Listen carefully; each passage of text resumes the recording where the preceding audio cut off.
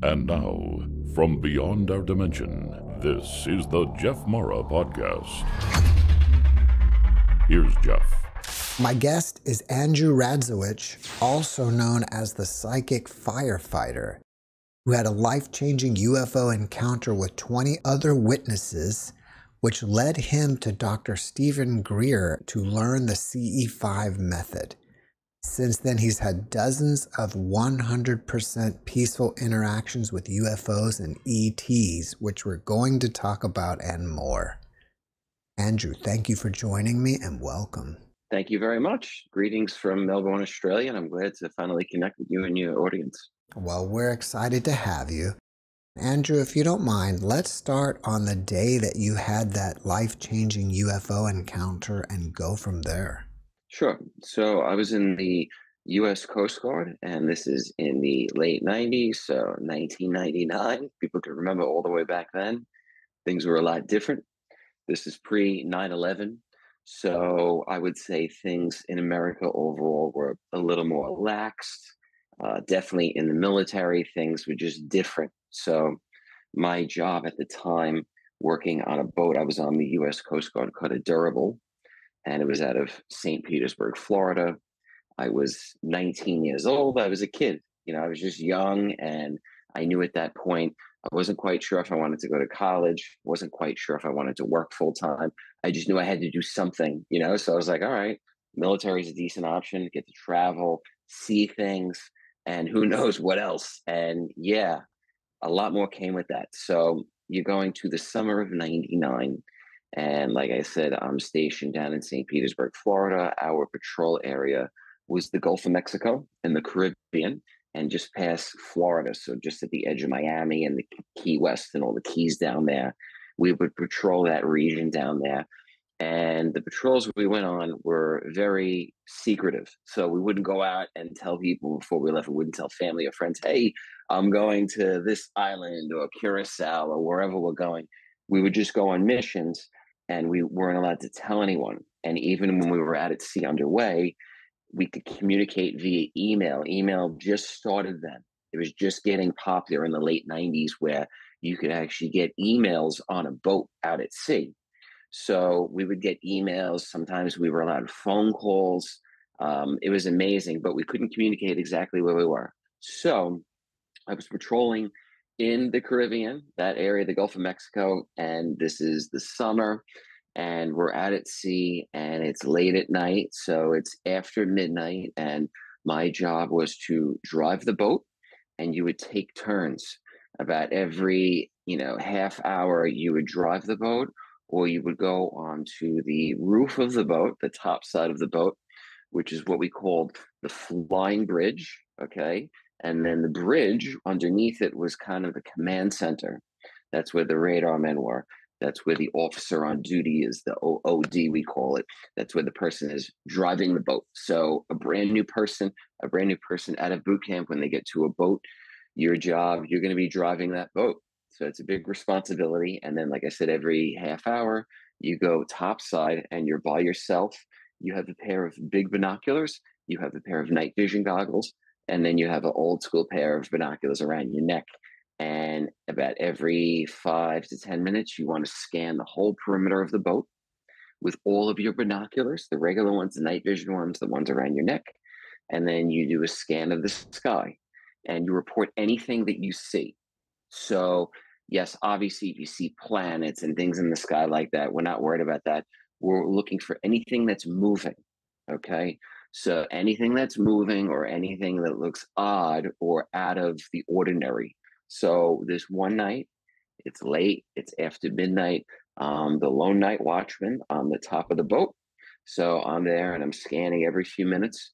And I remember looking straight ahead of the boat. So I'm looking straight ahead and just to the left and up, just to give your viewers a little visual. I'm scanning, and when I go just to the left, I look up and I see a round silver object in the sky, and it's there and it's moving just slightly. And then I see another object, but it's just staggered slightly behind it.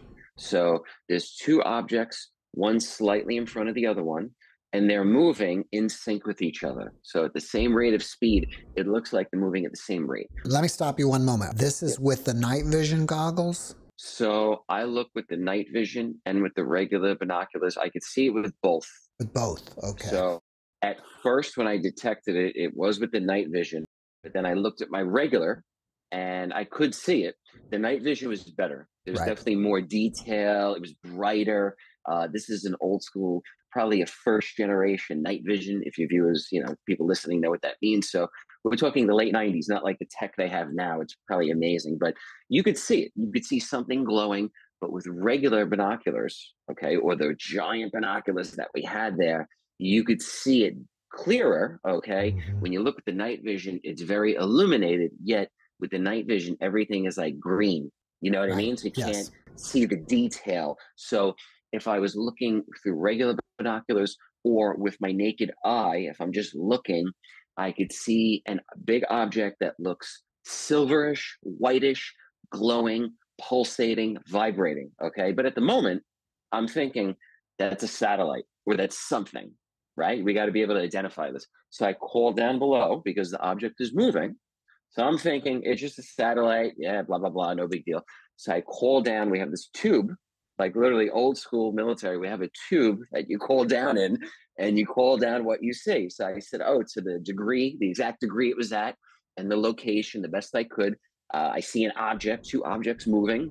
That's all I said. And then all of a sudden, maybe a minute later, I could hear towards the left of me, we have a ladder. So we have a ladder going down. I could hear someone coming up the ladder. And this is all open. It's exposed. When you're on top of the boat, it's not an enclosure. You're out in the middle of the wind, the rain, whatever's out there. You're there. So I could hear the ladder jiggling. I see someone come up. It's the officer on duty. So I was like, wow, it's like, late, man. It's after midnight.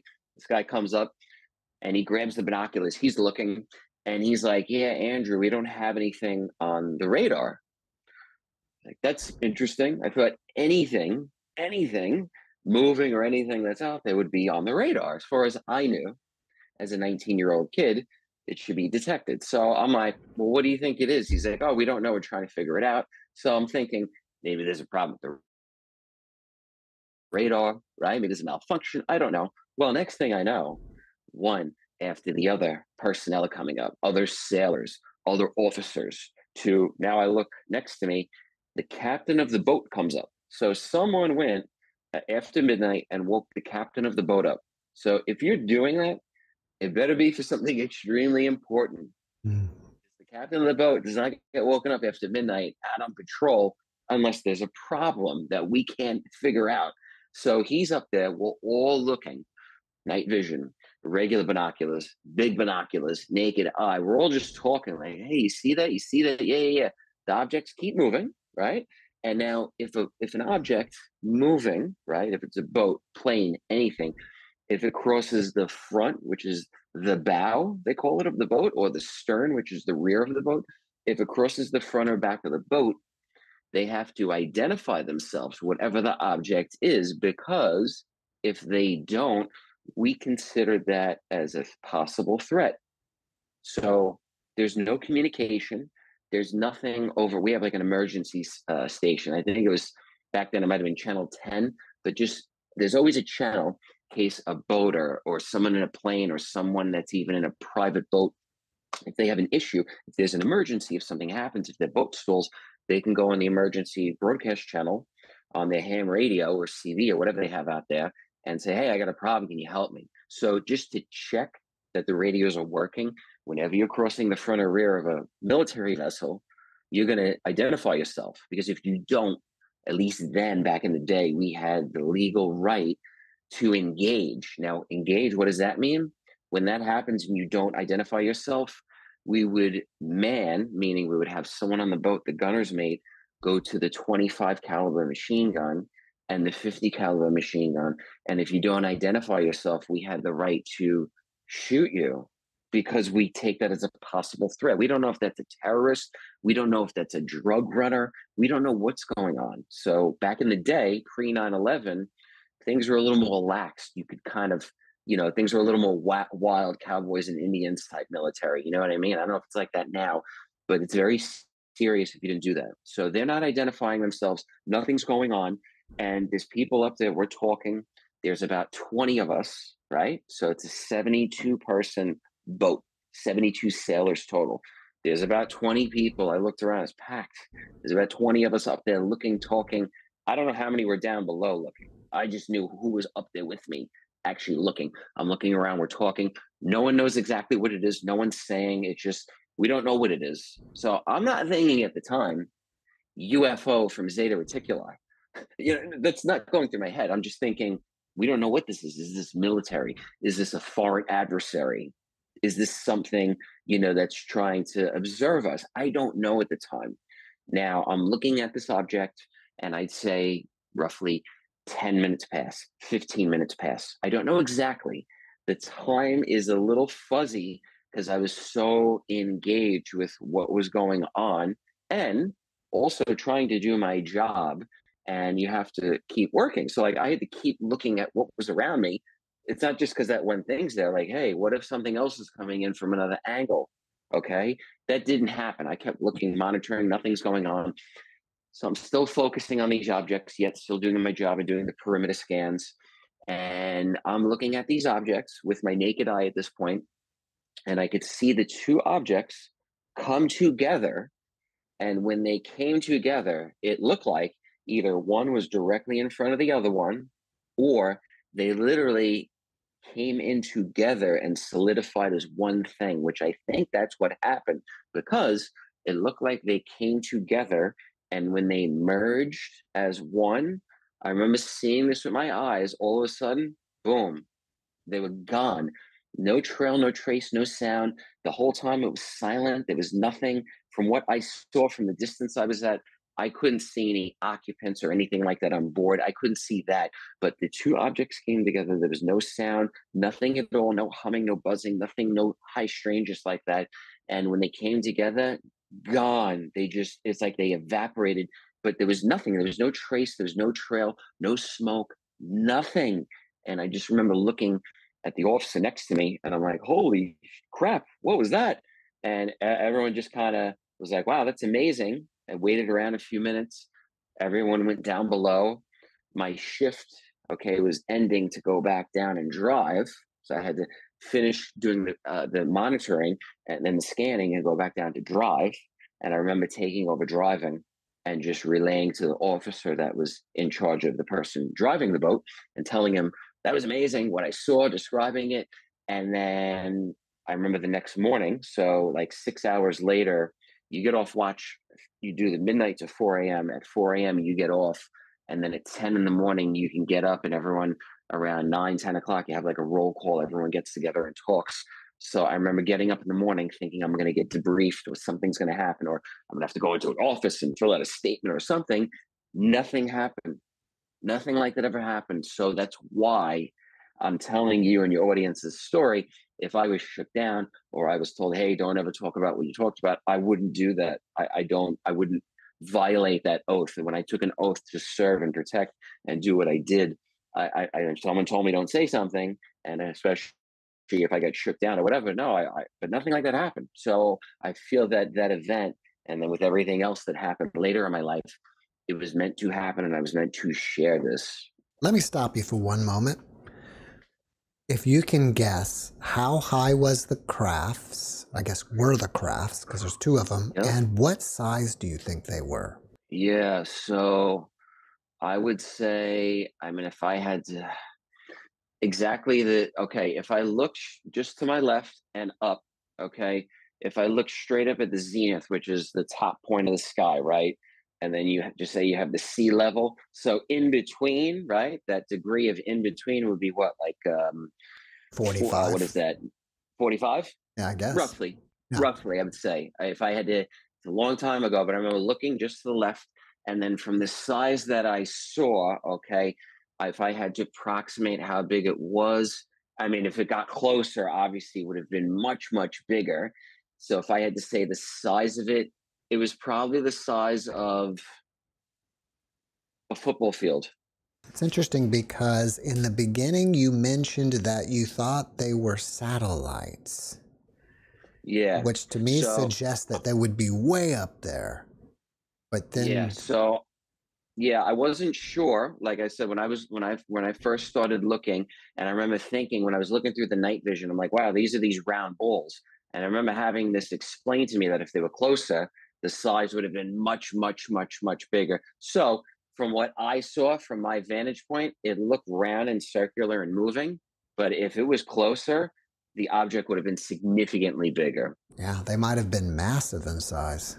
I mean, like I said, I can't tell you exactly. I mean, geez, if we had the technology we had, the thing could have been bigger than a football field. I don't know. But from the distance, they were so far away that I'm like, wow, it's round and circular and moving. That's what it looked like, a round circular. But the actual size with talking to people and then years later, figuring more of it out, the thing was gigantic. Yeah. But Yeah. from the distance, it looks small, but coming up to it, oh my, it's like being in outer space, right? You're looking down at Earth, or it's like, oh my God, the thing's tiny. Then you get there, you're like, oh my God, the thing's gigantic. So yeah, it probably, I can't give an exact, but Mhm. yeah, if I had to say, the thing was probably gigantic. And I know with craft, even on the outside, sometimes they look small, but when you're actually in them or you get close, they're tremendous. So yeah, roughly I'd say around the size of a sporting field or something like that. But from the distance, what I actually saw was a round silver object like that. But yeah, it was real. It was pretty far away. I'm sure you've seen passenger airliners fly over. Yeah. Is there any way you could compare one to a passenger airliner in size? Um, I And guess the distance, yeah, the distance of how far it was, how actually far it was away. Um, Yeah, I mean, a plane. I know that if I seen a plane going in the sky, this thing compared to that, it looked bigger. But like I said, with I don't know, is that a satellite? I didn't know the exact size of, Mhm. could a satellite be bigger? I don't even, like I said, this thing's got to be a satellite or something with the size of it. Maybe it's just a bigger type satellite or a bigger. I know there's bigger type satellites that they have out there compared to planes. Yeah. Comparatively speaking, with the also with the distance, right, with Yeah, the distance that it was, it's hard for me to tell. Yeah, it's hard. It was just right. hard to tell with the actual, Plus it with the was spacing dark. of it. Yeah. And plus it was dark. This was after midnight. I mean, crystal clear during the day, looking at an object, and then, like I said, when I looked at it with night vision, right, when I was looking, I remember this, looking through the night vision, you could see other planets. You know what I mean? You could see stars and stuff. It was much bigger than that. It was rounder. So it's like, oh my God, if this thing is bigger than a star, right? Like on the night vision, it looks like a little circle, but it was bigger than those stars that are out there. Now, those stars or planets are actually probably pretty big. This thing was bigger than that. Mm. It was rounder than that. So I'm like, oh, it's just a satellite. But someone's Mhm. like, dude, if that thing was real close, it would be gigantic. And I'm like, oh, that's right. I'm not even putting that into account. So yeah, it was if you're looking through night vision and you see a little plane going, it was rounder than that. It was bigger than that. Yeah. Mm. So after seeing that, did it change your life in any way? So, at that moment, I just thought, wow, I'm just at the right place, right time. I see something, people I'm working with, talking to, they're telling me, maybe it's not that big of a deal. Like there's going to be things that you're going to see out at sea. But for me, it meant something different. It just meant, I'm like, wow, there's got to be something to this. And that, like I said, that's the late 90s.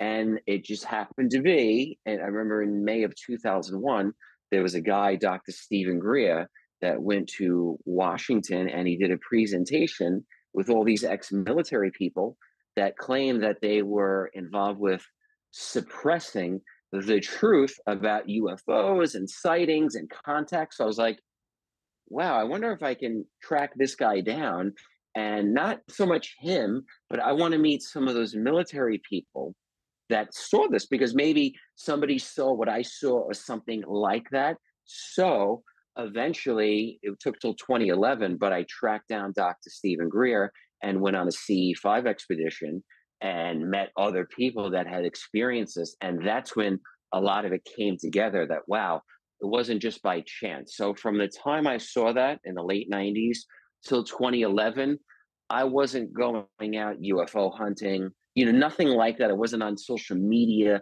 trying to get answers. I was just like, all right, I just saw this, but I don't want to make a big deal out of it because, when I tried to get answers, tried to talk to people in the military, they were like, it's not a big deal. You're going to see things. Don't worry about it, kid. And then I talked to family and they were just like, oh, don't tell anyone about that. You're going to sound like a weirdo. I was like, all right. So I didn't talk about that event for years. And then actually coming to that point where I felt the confidence to talk about it, like I said, I got on the New York City Fire Department in 2006.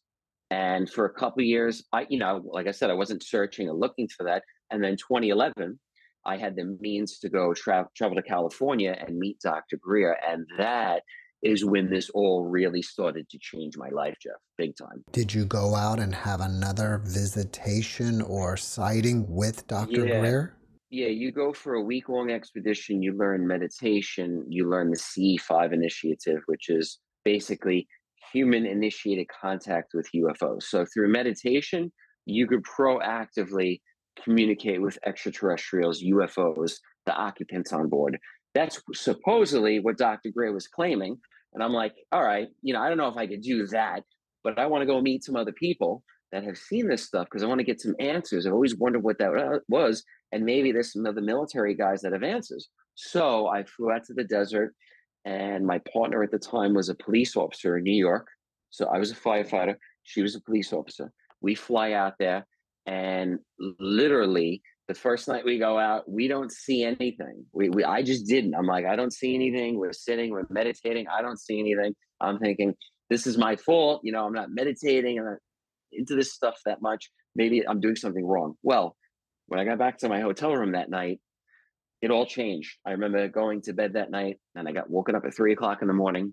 And at the edge of my bed, there was a green flash. I see this green flash. So I wake my partner up. I'm like, hey, do you see that?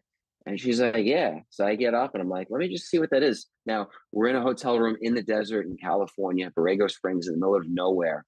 And there's no street lights outside. The alarm clock that was there, I remember we unplugged it just so there was no light on, nothing, no cell phone light, nothing.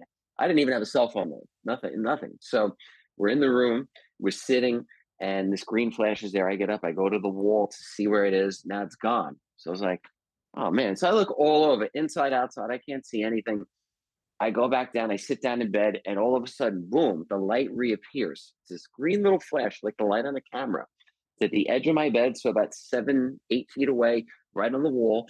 And we're looking at this light, and now it moves up the wall, about 18 inches, 2 feet. It moves up the wall. So I was like, whoa, I'm looking around. There's nothing there. I'm like, I'm not getting up. I don't want to move. I just remember Dr. Greer saying, if anything happens in your hotel room where you have an interaction, just sit and try to connect with it and see what happens. So we did that. We sat and said, okay, whatever it is, you're welcome to be here. Let's try to connect, see what happens. So from 3 a.m.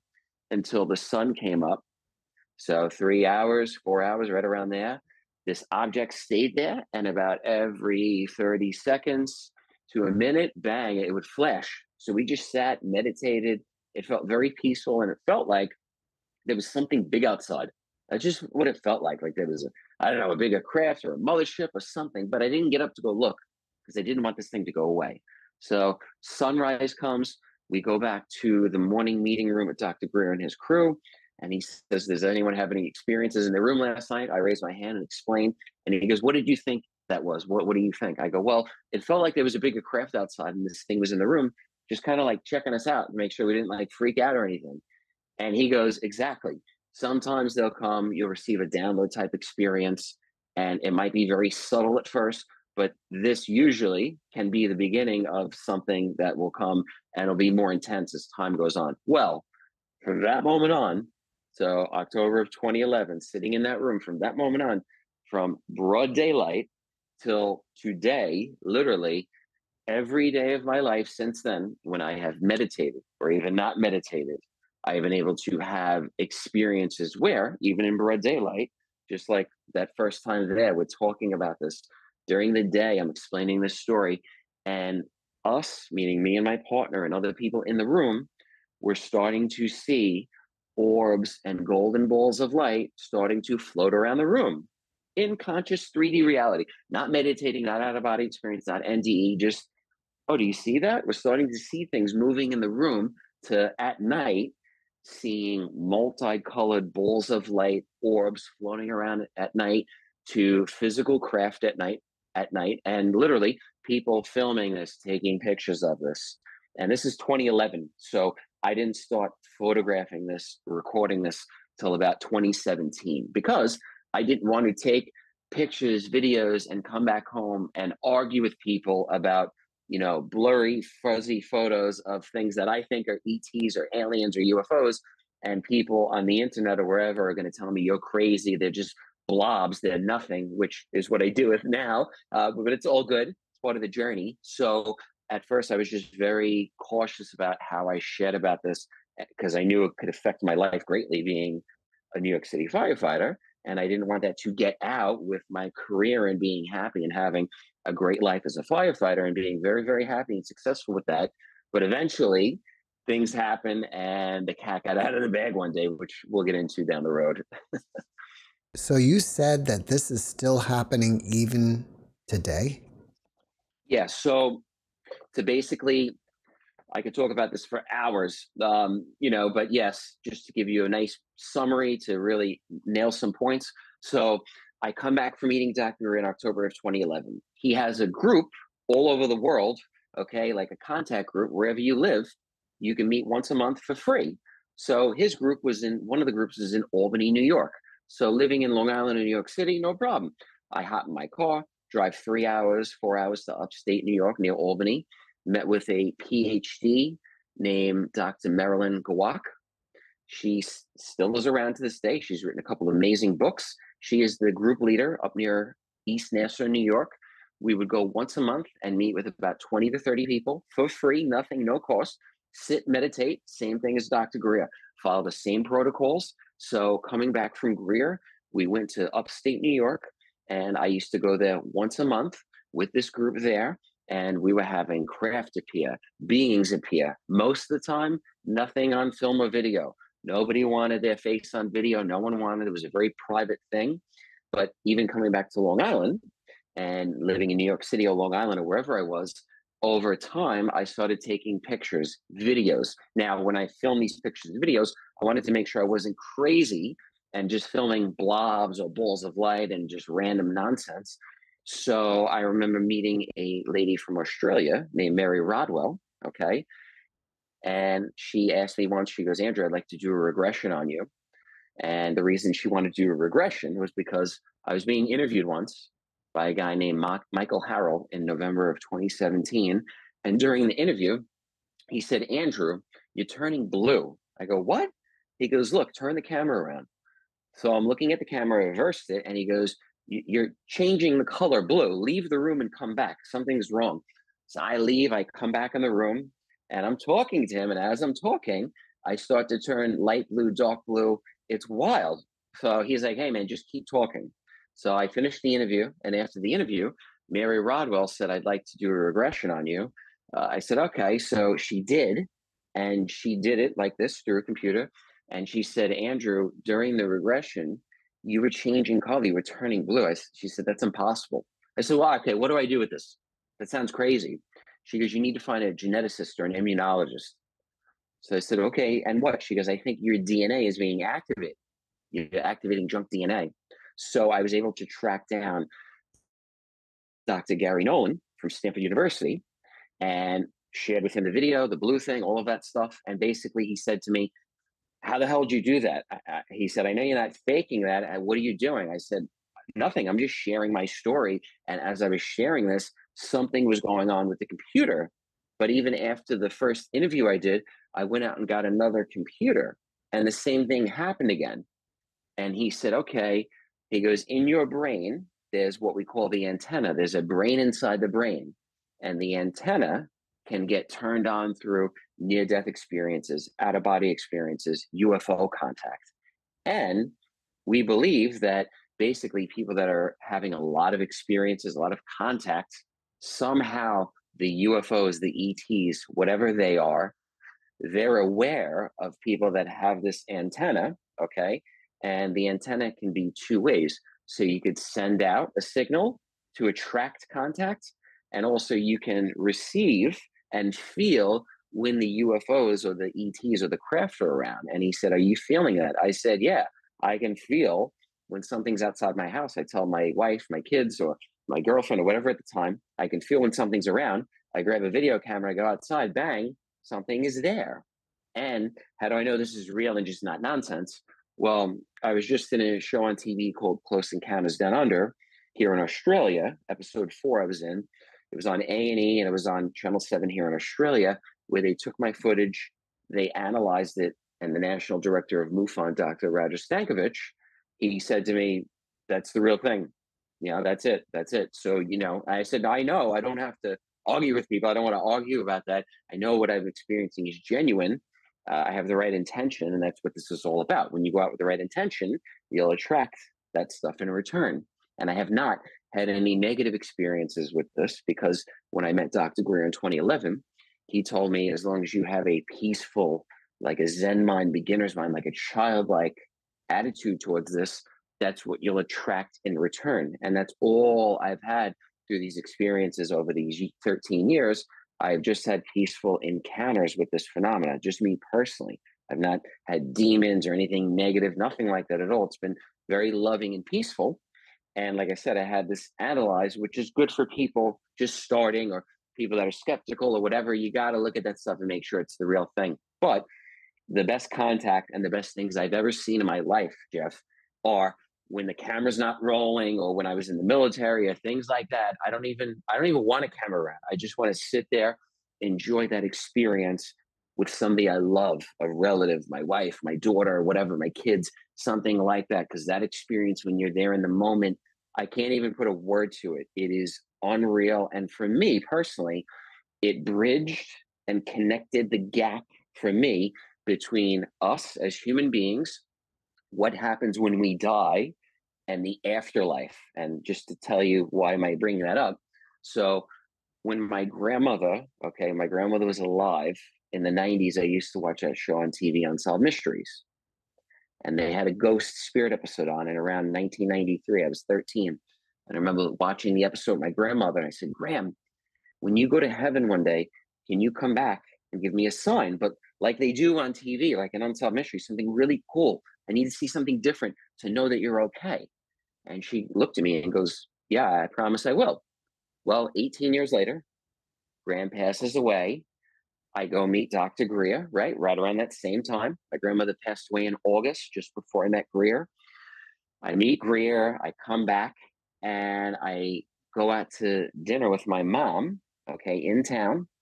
And a man walks in the restaurant wearing a leather jacket, earrings, and he comes up to me and Mom and goes, someone in your family just died? I go, yeah. And he goes, and they had cancer on the outside of their face? I go, yeah. And he goes, okay, which one of you or your mom, who was born on Easter Sunday? My mom was born on Easter Sunday in 1954.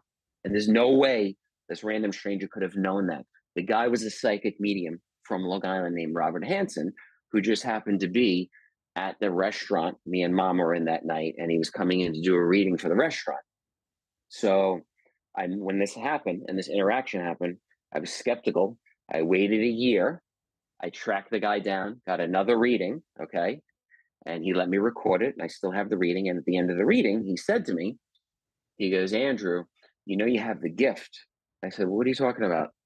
He goes, of being a medium. I go, nah, I'm a firefighter, bro, in Brooklyn. I'm good, man. I'm not a psychic. He goes, you can do this. I said, what do you mean? He goes, come here on the weekend and I could teach you how to pay attention to the symbols, but they're around. You're already seeing them. So I went that weekend to this guy's studio in Merrick, Long Island, with about 20 to 30 people in the room that I never met. We sat, we meditated for a few minutes, and then I sat knee to knee with a woman that I didn't know. I looked at her and he goes, okay, tell her what you're seeing. And I looked at this woman, and all of a sudden, bang, I started to see an old Charlie Chaplin film. This is how I could best describe it. Black and white images moving very fast around this woman. And I could see the imagery of a car going down the block in reverse, hitting a tree, and someone's left leg being amputated, being cut off. And I could see the letter V next to them. I could see this in black and white imagery. And I say this to the woman, what I'm seeing. And she looks at me and says, yeah, that's my Uncle Vinny. Now, I didn't know this person. She was a stranger. And I thought, of course, well, this guy's got to be setting me up and wanting me to believe I could do this. Well, this started to happen every weekend. I would go there, and over months and over years. And now we're talking 13 years later. This still happens when I get together with people. And it started to blossom. And at night, if I was reading someone, if I would read them outside at night, as I'm reading them, as I'm communicating with their loved ones, as I'm getting information, UFOs start appearing. So, to me and the people that have come to my home and the people that have experienced this with, for us, when we have called to our loved ones or had some sort of contact with the afterlife and got validation about things that have happened in people's lives, we have physically seen and filmed and recorded on video objects objects that appeared, UFOs, UAPs in the sky, and we've gotten the same footage analyzed, and it came back as being genuine, unidentified craft. Well, I love that you mentioned Dr. Gary Nolan and about the antenna. I've interviewed over 500 near-death experiencers, and a significant portion of them start seeing UFOs after their NDEs, which is, to me, validated what I've been thinking and saying for a couple months now. So it's great to hear that validation. Do you think it's possible you had an NDE that you're not aware of as possibly an infant or a child? Yep. So all of this happens. I'm in my mid 30s, right? I'm talking to Mary Rodwell. I'm like 37 at the time. And when she regressed me, I said to her, I go, there's a woman here, a woman, she's blue. And she's telling me that she was my mother in a past life and I had drowned in water. And she was very upset that that happened to me. And she's trying to communicate with me to say she's sorry, but she's still here. She's always around me. She's always with me. Well, this is on recording. Like, I recorded this when this happened with Mara. I have the recording of this. And at that time, behind me, okay, while it was going on, I was filming behind me too. Something blue appeared around me, something. But the best part about this, after I finished the session with Mary, I called my mom and she said, oh, what have you been up to? And I said, oh, yeah, I met this lady and we did a regression. And she's like, what's that? I said, oh, they talk about past lives and things like that. And my mom says to me, without me telling her anything, my mom says to me, yeah, you know, when you were a little boy, when you were about like 3, 4 years old, right around there, you said to me, Mommy, I died already. And she said, you said to me, Mommy, I drowned in water. Okay. I had a different mommy. I went up to heaven. I met Jesus, but now I'm here. I have this life and you're my new mom. She goes, but at the time when you were 3, 4 years old, we didn't have a Bible in the house. We weren't going to church every Sunday. Like, we weren't. She goes, and I just didn't know what to make of it. So I didn't bring anything up after that. I just said, okay, honey. And then, that was it. But being that came up in the regression, and I didn't tell my mom that, she told me that, and I said what I saw in the regression, my mom's hair stood up. And then my mom said to me, oh, yeah, do you know that I saw a UFO in 1973? I was like, wait, what? No, I didn't know that. Wait, what? She goes, yeah, I saw one with your Aunt Donna and your Uncle Ronnie. And I'm like, I didn't know this my whole life, bro. Well, what do you do? What? Oh my God. Like, I've met all these people and had these things happen. And I even through the Coast Guard and everything, she never told me, oh yeah, I saw one of those. Nothing. So I was like, okay, yeah, tell me what happened. She said, we were on your grandmother's stoop on Maple Avenue in Flora Park, 1973. We're hanging out. We're just sitting there. And all of a sudden, a black disc, silent, seamless, just zips over the house. We all see it. We hop in your uncle's Jeep. We drive down Plainfield Avenue where the train station is, and we're driving down side by side where the train tracks are, following this thing. We could see it above in the sky. It stops over Flora Park Belrose Grammar School, where we all went to grammar school. It's there. We stop. We could all see it. The thing is there. It's silent. It's seamless. It's pulsating. It looks like it's pulsating. She goes, we're all looking at this thing. And all of a sudden, gone. It zips off. And then she said a police officer showed up right after because someone must have called the cops. And the cops said, it's just a government test thing. Don't worry about it. She goes, but I'm telling you, I can't explain what that was. That was just so incredible. And she goes, back in the 70s, you can call the police and report that or tell them what you really happened. She goes, we didn't say anything. We were just like, oh yeah, it looked funny. She goes, but Andrew, that blew my mind. And then I find out, of course, after that, there's other relatives that saw that and saw other things. And I'm like, oh my God, this has been going on through my whole family. And it's all good. You know, they don't want to talk about it. I get it. I respect it. But for me, it just pieced together like the NDE and OBEs and all these things. Okay, this makes sense now. Okay. And that for me, just for me personally, all of these other things happening, it all adds up for me, like of why, okay, this has been going on forever. The Coast Guard thing wasn't the first thing. It was just like a reminder of everything else that's been going on and still has gone on to this day. So do you think that in your previous life, you were a blue ET? So I'd say past lives are definitely possible. And the most important thing with it is, you know, what do you get out of it? How is it helping me now? Right? Like, okay, could be, definitely could be. Can I prove that to anyone? No. If I brought it up in the firehouse, guys would just laugh it off, whatever. But for me personally, does it piece together something and help? Yeah, you know, it kind of when I see things for real, or when I could take pictures of them or get something substantial on video, it's appearing. For me, it has a deeper meaning, right?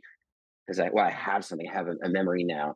I know when I dream or astral project or out of body, yeah, I'm seeing interesting things from other realities, other lives, things like that. But yeah, I think that that's definitely possible that have. I think that more the chance of it happening is more likely than not. But I'm here right now. I know that I'm here right now, and I got this life to live. And no matter what happened in the past, no matter what I was or what I did, or you know what you did in the past life, that's the thing. I mean, if it was something not good or you went through something horrific, if that helps you and empowers you now, great. Don't let it be your demise. You know what I mean? I think we're here in life, and we're all an expression of something divine eventually is expressing itself through many different ways, good, bad, and indifferent. And I think I've realized that through the reality of past lives, and most importantly of current lives.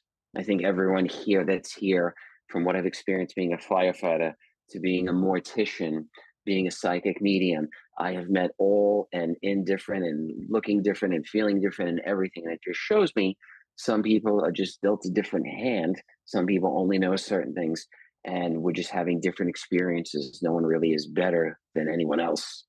Well, we talk about this stuff all the time in the podcast, and I want you to know that this is a safe space to talk about that. And people claim to be ETs in their past lives all the time. And from what you're suggesting, you're turning blue, you had a vision of a previous mother that was blue. So that's what makes me think prior to this life.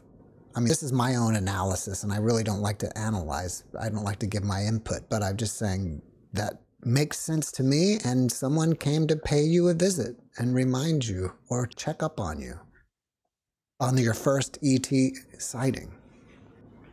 Yeah, and so with all of this, so what has happened and how I've experienced this, the end result, right, of where I am now and what I'm doing, how has this affected me and my life and everything else? Some people are going to understand this. Some people, it's going to sound crazy. In July of 2018, an article was written about me in the New York Post. Now, I didn't ask for that article. People are like, oh, you just want attention. And I'm like, no, I didn't call the New York Post and say, hey, just write an article about me. I want you to just totally, you know, flip my life upside down and have people think I'm totally nuts.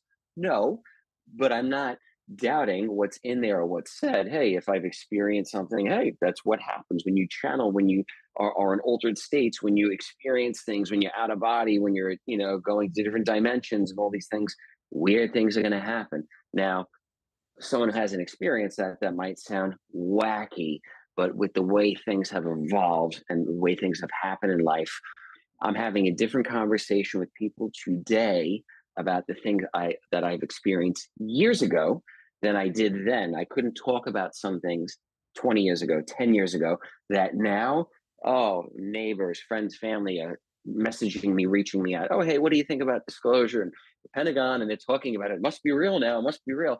I've just been saying the same thing, which is just my experience. So yeah, I'm glad that you definitely have a safe space for people to talk about that, because we're not there yet where it's out in the open and everyone's okay with it. It's still a mockery to some people, but that's all good, man. What I've noticed when people go through trauma and death, especially when you lose the person that's dearest to you, relative, family, friend, someone that's your boy, someone that's your child, someone that's your wife, husband, whatever it is, what I've experienced as a human working in different industries with people around, death will bring people to their knees, okay, and question everything.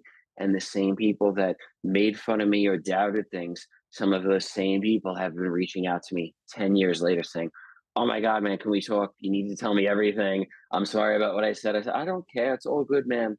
It's all good, man. You were just going through what you went through. I wasn't ready for some things 30 years ago in my life, 10 years ago in my life. The point is to keep changing and evolving and just realizing, hey, I did that, or that doesn't work for me anymore. I just don't do that anymore. You're not your past. You know what I mean? You're not who you were yesterday or 10 or 5 years ago. You change, you evolve if you want. If you don't and you want to de-evolve or whatever, go ahead. But people, this is what it's all about. I mean, it's changing, evolving, and we can help each other. That's why we're here together. You're not here by yourself. You don't have to figure it out on your own. So I think the key with this whole thing is that we're in this together no matter what.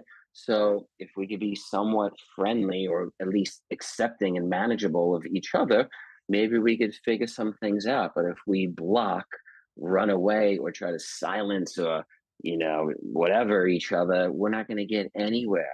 So we got to figure this out together, because that's whatever put us here. That's why they put us here. Have you considered trying to take this to the next level? And I'm not even sure what that means, but, trying to have face-to-face contact, try to get up on a ship or anything like that?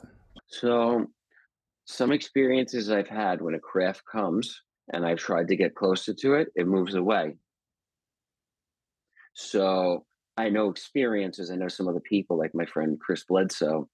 He talked about he went close to a craft and they told him don't touch it when it powers up, and he did, and he got rheumatoid arthritis. Something like, I remember explaining that. So I'm not an idiot. So if I'm growing up in New York, if you go near somebody and they back away, then you better get away. Don't keep going towards them. So when I've had a craft come near, if it comes close, and I've done that physical in 3D, they're obviously doing that because there's some sort of safety measure. They don't want me going near or on board me because there's someone or something else around watching what's going on, and it's not safe for us to do. However, when meditating or being in a circle, I have had experiences where I'm holding people's hands, or we're meditating in a circle in somebody's home or outside, and now I'm holding their hands, meditating, and literally I could feel and see there's a craft above us. Oh, there's a craft above us, and then we're holding hands. And people in my group will know what I'm talking about when I say this. You're holding hands, and now we're not in the person's room anymore. We're actually in the craft. And I'm looking next to me and around me, and the people around me don't look like the people that I got on board with. Some people are different looking. Some people are bluish looking, purplish looking. They look different. I'm not freaked out. It just is what it is. So am I actually literally on board a craft? Am I having some sort of experience in another dimension or another reality? Possibly. I can't go on Channel 5 or Netflix and show this. They wouldn't see this. They wouldn't see it like that.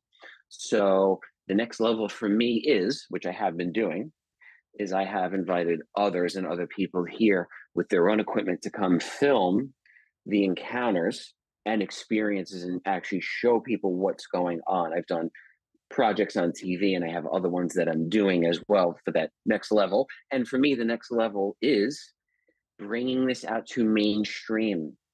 So I have had conversations, and I have had interviews and wrote a book and all of that stuff as well to get this out, because just like me and you are having this talk, which is great, and we have a community, and it's amazing out there that we have this capability with social media.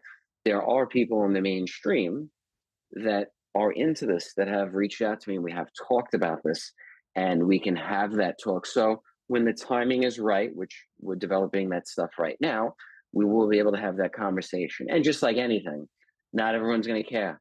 Some people are just going to go right back to watching true crime on Netflix and say, I don't care about that. I want to fantasize. Whatever. It's all good. When you're ready, I'm here. That's my approach to this. When you're ready, I'm here. So I'm just very cautious, though, with getting on board the craft and all of that interaction. I've heard some negative experiences with people. You know, obviously, there's plenty out there. Like I said, when they say, all right, come on board, or that happens, and I get bring back an artifact, I'll be the first to bring one back. It just hasn't happened yet. Yeah, I understand. I've had Chris on, and Chris has, and you may already know this, but he was face to face with a female being, I think more than once.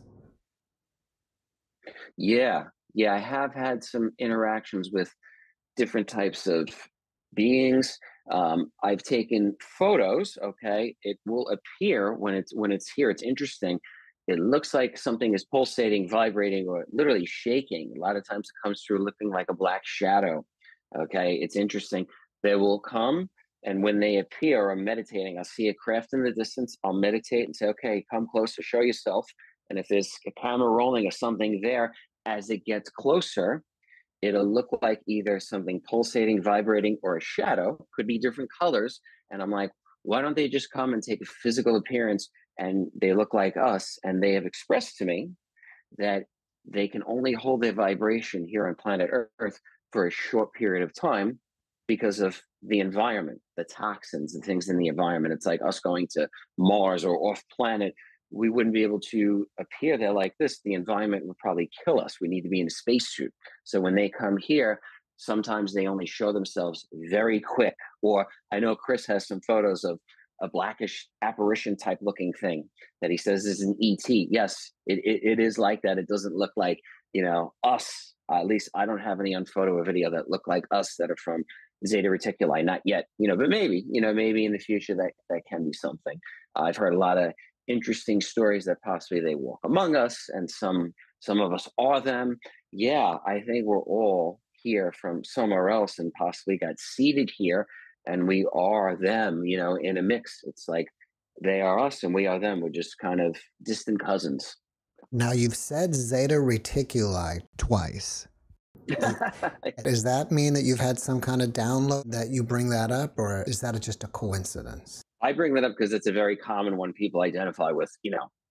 Bob Lazar, people have talked about that stuff. But yeah, it's most of the contact and beings that I've experienced or asked, hey, where are you from?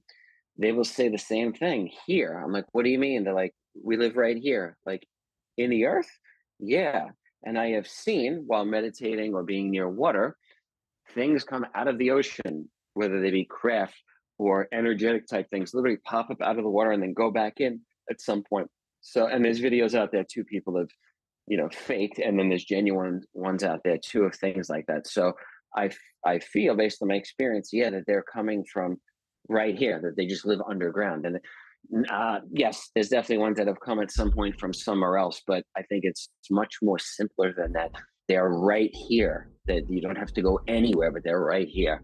What about living right here, but within a different frequency, like changing a radio station? Exactly. So right now, as you and I are talking and everyone here, we're at 97 FM on a radio dial, all of us.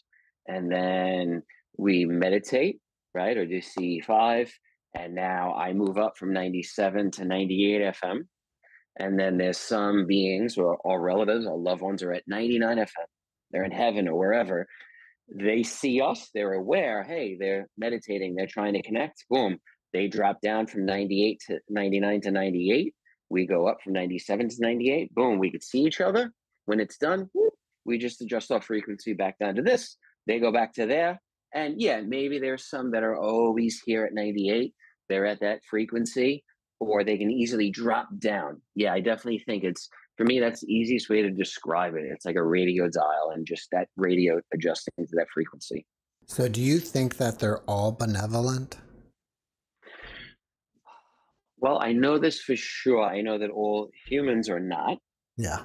So, some have good intent, and that's very obvious. So when people ask that, I just say, look at what's going on. I don't need to get into it, but just look at what's going on at any time. It doesn't have to be today, but any time. There's always conflict There's always something that's driven with an ulterior motive, and it usually ends with the taking of life.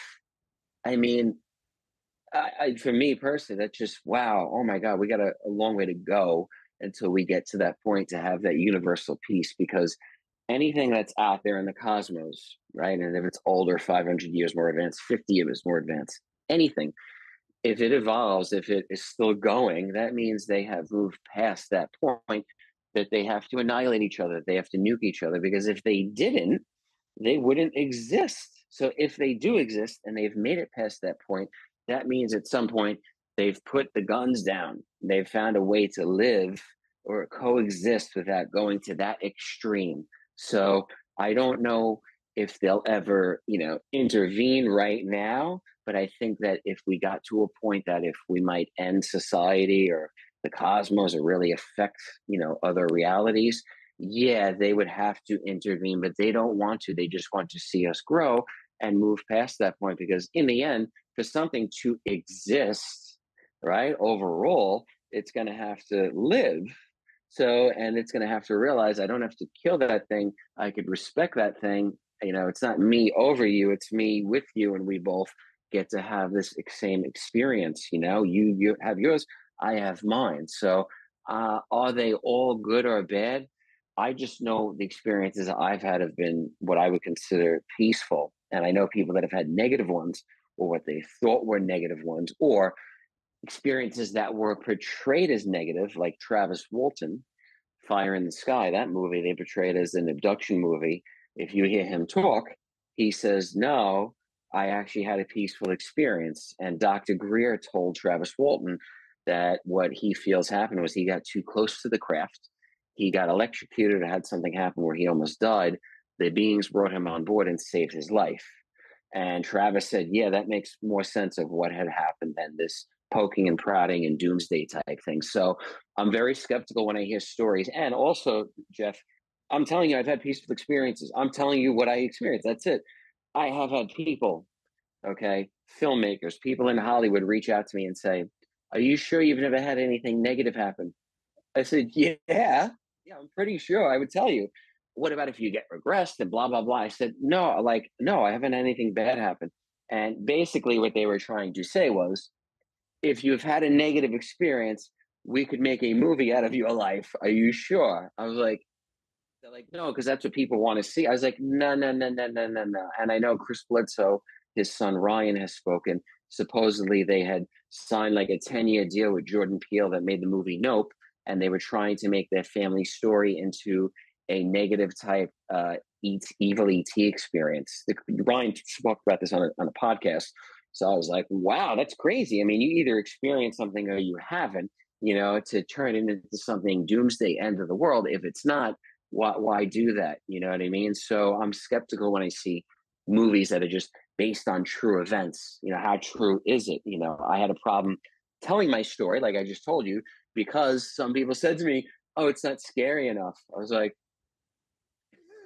okay, but I'm not going to lie. You can go get somebody else to sell their soul and tell their story. That's not happening here. I have a family, I have people around me, and I respect myself to just say, this is what happened. Like, that's that. You deal with it. You don't want to accept it. It's not scary enough for you. It doesn't fit your agenda. Well, that's on you, man. You go do what you got to do. I'd rather live in what I experience than be something I'm not. You know what I mean? Crazy. If you look on social media, you'll see tons of pictures and videos of UFOs. Since you've seen them in real life as well as taken your own pictures and videos, do you have the ability to filter through what's on social media and decide what's real and what isn't? Wow, it's interesting. I mean, the videos nowadays is so good. They're so clever. It can be tough with some, but usually if I'm seeing something or somebody sends me something, most of the time I would say, yeah, I go, oh, nah, man, it don't look like that. That's not, nah, bro, that's BS. That's nonsense. It just don't look right most of the time. But yeah, I suppose there's some out there that it's interesting. Some will come out of some interactions and everyone says they're BS and they're nonsense. That usually is something real. You know what I mean? It's interesting. Sometimes it's totally flipped because This is so disheartening. This is awful to think, but it's true. There are people that are paid. There are literally people that are on payrolls to go out and infiltrate UFO communities, UFO conventions, experiences, people that are actually paid to go out there and try to make people look crazy and discredit them. We know, like, these things are public. So I'm not saying anything new, but there are current ufologists, okay, that are out there currently that are some of those same people. I don't have to name them. It's not about, could care less. It just be, use your discernment. Okay, be very careful. I had some ufologists early on tell me, oh, you need to go and contact the local news and tell them to come to your home in Brooklyn and to film you doing a CE5, and you got to get something out there. That would have been the kiss of death if I did that, Jeff. I am so glad I didn't do that. I had enough sense to go, what? I don't want to do that. This is when for early on, man. Like, I wasn't filming stuff. I was just experiencing it. And if they had done that, they would have put me on the cover of the newspaper. And honestly, I would have ended up in a psych ward. This is not fun. This is serious stuff, man. If it had gone like that, they would have hospitalized me. Okay. And I would forget it. My life would have been ruined. I didn't go that route. I at least did whatever I did and things worked out the way they did. But right away, if I did that and I ended up in the news, proactively trying to get that attention, nah, man, that's not the way you want to go. I would not recommend that early on, because if you get the wrong newscaster or the wrong people coming, which back then when this started for me, the people did not have the right intention. Okay. They did not want the right thing. They didn't want to share this with the world to tell you a story. They wanted to make a mockery out of this, Jeff. So even when the article was written about me in the New York Post, I looked at the person that wrote the article. When I found out who did it, all of their other old news articles were all about cops, firefighters, and politicians, about basically making them look like fools. So I was not that happy that some random person wants to write an article about me. Why? I don't know who you are, and you don't know me. You don't even reach out to me for a comment, and you're dropping an article about me. That's ridiculous. That's not good journalism. You should be saying, hey, you're claiming this, so we want to give you the opportunity to speak about this before we run this article. That's fair. That's fair journalism. Give me a chance to talk. Okay. But that happened. And then I reached out to them and said, hey, how could you run an article and not give me the opportunity to speak? That's horrible journalism. And they said, oh, let me check with my editor and see what they say. And then they were back to me and said, oh, yeah, my editor said, yeah, we'll give you the chance to speak for yourself. I said, no, I'm not interested. That's not how this works, man. I don't have to remind you of that. You being a good journalist, whoever you are, okay, you should realize that, because that's proper ethics. Like, hey, I want to ask this person, hey, is this what you said? I want to just go on the record to make sure you have a fair shot before I run this, to say, hey, this guy really said this, But no, you didn't do that. And that's not right, man. And that's the problem today with this knee-jerk journalism. Not everyone, but there's still people out there that just run articles about people without even asking for a comment. You can't. That's wrong, man. I don't believe in that. As someone that's in social media and does these things, if I was going to say something about someone or run something, I would say, hey, this is my personal experience with them. This is what they said. That's a fact. This is what happened. Or if I'm writing an article about you, I would just check in to make sure, hey, is this what was going on? You know what I mean? If I didn't know you, but if I knew you, hey, man, the guy said this to me. Well, that wasn't the case when they ran this article. I didn't know these people. They just did it. In the end, though, yes, the curse turned out to be a blessing. Like, I don't regret any of it. It is what it is. It was fine. But you never know, man. You run an article about somebody and it's not true, you could ruin their life. I always thought it would be really interesting to get some night vision goggles, locate UFOs, and once you do, get a green astronomy laser, flash it at them and say hello. What kind of response do you think I would get? Yeah, so I know we've done that with CE5. So we use lasers out there, and you could circle the craft. In Australia, it's illegal. But in America, we do it in a group. We circle. If the craft's coming, you can circle. We were circling the sky. You can't point it right at them. But we would point circles at the sky. Just you don't want to put it in the actual craft. You don't want to put it in a plane and blind someone. But yeah, they will respond. So even before they appear, okay, a good way to stimulate this, you go out. I would recommend playing, if you get the Monroe Institute, if you get their hemi-sync meditations, any of them, but they have a beginner's one, you could just play that, listen step by step. And if you shined a laser in the sky, just shine it anywhere. Like, hey, I'm here. Like just this, like if you wanted to communicate with someone and you want to get their attention, you say, I'm right here. So you just circle it. We would do that. And then boom, Jeff, start appearing right where we just circled, like literally that point. And then if you're in a group of people, if you're with people that have done this for a while, I've done this with people in my group. Before they come, I will start to see times. So I'll say, oh, they're showing me 8:53, 9:15. Write it down, write it down. They're telling me, okay, this has happened in my CE5 group. People will say at 8:55, at 45 degrees to the northwest, whatever the angle is. We write them down. And then we're like, all right, the time's coming up, get ready. In the next minute, you said right there, happened. What happened, Jeff? Now, this happened from day one when I met Dr. Greer and I didn't know anybody. There were people in the group that had that gift. Now, unless they're working with some government agency and they are pinpointing the time, date, location of a light to show in the sky for a random CE5 group, I mean, hey, if they're doing that, thank you.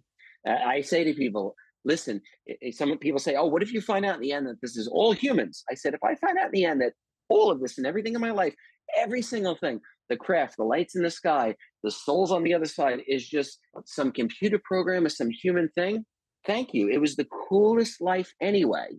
Whatever I'm doing, whatever this is, whoever the puppet master is, whatever's behind it, it connected a lot of dots in my life, and it connected me with people that I never would have met in life from just whatever else.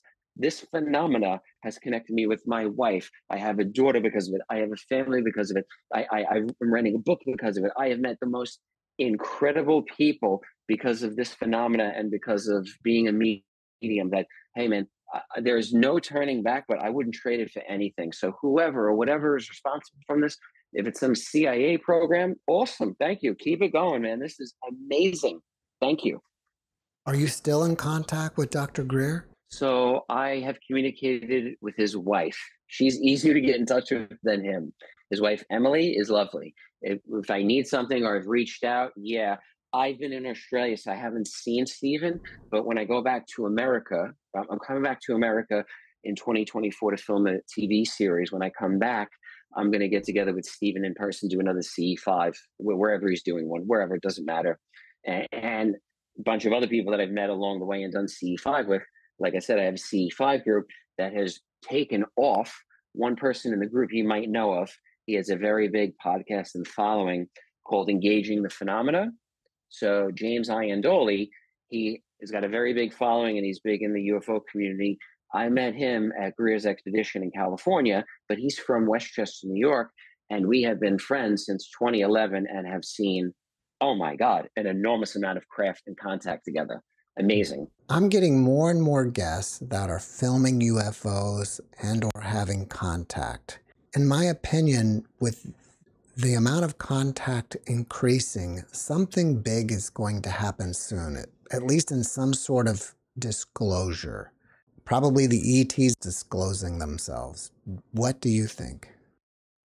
From what I hear, I heard September 2026. That's what I hear. I know that other experiencers that I know have been mentioning that date, but I'm also cautious because I've heard these dates of these things and they don't happen. I have not gotten a download of on this date and time. I don't get that. It's never on this date and that time.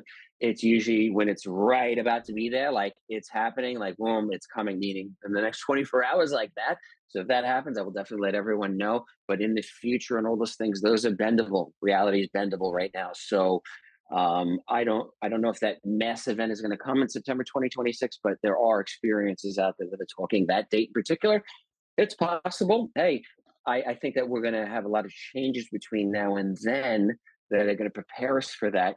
When I first had the contact with Greer, the contact with the ETs, and then we had to download an event or something like that happening, it was received in the group. I remember they just said that not yet, but it wasn't going to be for a long time. It wasn't like, I don't even know if our lifetime, something like that was going to happen. They said in the next 100 years, like that. So we'll be long gone and dead by then. But yeah, things change and they accelerate. And where the beings are, they're not in a time thing. There's no time. So it has all happened already, right? The past, present, and future is all connected. So I think we'll see something like that in our time. I think if we get pushed to that brink of a scenario happening where we're going to harm each other, yeah, they'll show up. But I think that we'll pull ourselves out of that before that can happen. So, no, I don't think it's going to be necessary for them to intervene. If they did, it would be something more just peaceful of like, we're here. But I just see that happening here and far between. That's going to happen to people. People are having things like that. But a big thing, a life-changing thing, it depends where they do it and what would happen. It'd have to happen all at once, like the movie The Arrival. And probably some militaries would start firing at them. So I know, luckily, psychics and contactees are in touch with agencies in the military, and they're giving them information about these things to prevent something like that happening where they show up and we attack them. So hopefully that doesn't happen. And the false flag thing, no, I don't think that's going to happen. I just think that's fear mongering and that's feeding the system. So don't buy into that. And if that happens, nothing you can do anyway. It's over. So like, what are you going to do, right? But no, I don't see that. I think that's just feeding the machine, man. Be real careful with that. It's amazing that you said that because literally the podcast before yours, I interviewed Daryl Anka, who channels Bashar. I asked him about the future, and he said it's very possible, those are not his exact words, but very possible that something will happen at the end of 2026 or 2027. So there we have it. I believe the date, I believe it was September 26th of 2026 or 27, right around there. Like, that's what I heard, that date. But okay, I'll be here. I'll be here for it. So I'll let you know, man. Maybe I'll come on and we'll do a live or something. But yeah, wow. That would be amazing. Andrew, after watching this podcast, people may want to reach out to you and ask you questions. Are you open to that? And if so, how can they reach you? Yeah, so the easiest way to get in touch with me, I have a website, thepsychicfirefighter.com. So that is a name I was given back in 2011 when I started doing this. People, when I started training with psych police, said, "Oh, you're the psychic firefighter." That's it. And it just took off. And that's my website. And any social media, I'm pretty much on all of them. If you DM me or email me, no problem. And I would just like to relay that if anyone gets involved with psychic work or C5 or whatever it is, I'm not saying it's me, whoever it is, if you and if you go with anything in the spiritual sense, find out who that person trained with, and whoever they train with, see what their history is, how long they've been going. Because when I was a new person in the firehouse, I'd walk in and I'd want to learn from a guy with 20, 30 years. Not that you can't learn something from someone with 6 months and you can be friends with them and be best friends with them. But it's good to have mentors and teachers, someone that's got 10 years, 20 years, 30 years. Find people with those things. And with social media, it's so easy. You could download books for free. Go to archive.com. There's, oh my God, there's all these great websites. You could get free books. You can connect with people. You can go on YouTube, watch endless free stuff. Do a lot of research, a lot of homework, okay, before you dive in and just, hook up with some guru out there that's telling you got to pay $1,000 for. No. You don't have to do any of that. Go nice and easy and ask questions. You have the right to do that as someone training or someone that wants to get involved with this, especially if you're spending money. You have the right to ask questions. Don't just assume, oh, they're a psychic, they know. No. Ask them whatever it is that comes to your mind, man. You have the right to ask them anything. How did you train? Where did you train? Whatever you were going through, man. This is serious stuff. And if you're training with someone or even getting a reading, they should be taking this serious. You can go on their website, see the people leave their names. They leave their first name, last name. Is not just all nameless. And you could reach out to those people. Hey, man, what was your experience like with them? What did you think of the reading? How did they train you? Was it good? You can ask them whatever you want because there's a lot of frauds out there. And I still meet them. They usually come and go. But just be very careful because there's people that will take advantage of people that are grieving and going through that stuff. And I do not play that, okay? People that know me would know that. And working as a firefighter and then working as a mortician for 4 years, I do not play that, man. Death is a serious thing and needs to be taken very seriously. So, just like when your relative dies, you want to go to the best funeral home. You don't want to shortchange it. You want to get the best care that your loved one there. It's the same thing with this stuff. You're connecting with your loved ones. You want to go to the best, man. Don't mess around. So do your homework. And you could ask me, hey, you got a question about somebody? What do you know about them? I'll tell you. If I know, I know. If I don't, I don't. I don't mess with a lot of other ones that are out there because I don't know them that well. I'm worried about what I'm doing and the people around me, but I've trained a lot of, a lot of good people. So yeah, man, just do your homework. It's a crazy world out there. I'm more worried about the malicious humans than the malicious ETs. So did you say your book is out or it's coming out? I wrote a book called Angels in the Firehouse. It'll be released next year. I am doing a TV series next year that I'll be filming in America. When that comes out, the book will come out as well. So I'll basically, like what I do here, contacting UFOs and then doing psychic readings and all sorts of cool stuff will be going on in the show. So yeah, that's been building up now for a few years, but in the warm weather, we'll be filming some stuff. All right. Well, before we wrap it up, can you leave us with one last positive message? Yeah. So right now, if you're getting this, you're hearing this, remember that right now you're here at this exact moment to, if it's hear this message, but most importantly, this time and what we're going through with all the craziness out there, there are people that are hearing this and there are people in your life that are going to be calling upon you, that are going to need answers. They're going to need God's seed influence with these crazy times that we're experiencing throughout Earth. And the Earth is going through changes and the world is too. No, the doomsday scenario is not happening, at least not right now. I haven't got any downloads of that. We are going to make it out of this, but it's because the change is coming and we're going to see two roads. So what path you choose to go on, that's up to you. If you want to change and continue to go on that awakening path, I encourage you to, because the future is bright and it will change and we will get out of this rut. We just have to stay in this together because we were meant to be here at this exact moment to see this beautiful, beautiful change occur. Okay. And it is happening. People are awakening. And I would encourage people to be part of that amazing awakening. Okay. And if I can help you in any way or anyone else out there that I've talked about, I've learned from some very good teachers out there. Feel free to reach out to them or anyone out there that resonates with you and continue to join me in this amazing journey of life. Andrew, thank you for your message and thank you for being my guest. Anytime, Jeff. Thank you so much. Thanks for watching the JeffMara podcast. I really appreciate you. Another way to show support is through YouTube memberships. And if you do, there are loyalty badges and other perks depending on your level of membership. All you need to do is click the join button underneath the video to find out more. Thank you for your support.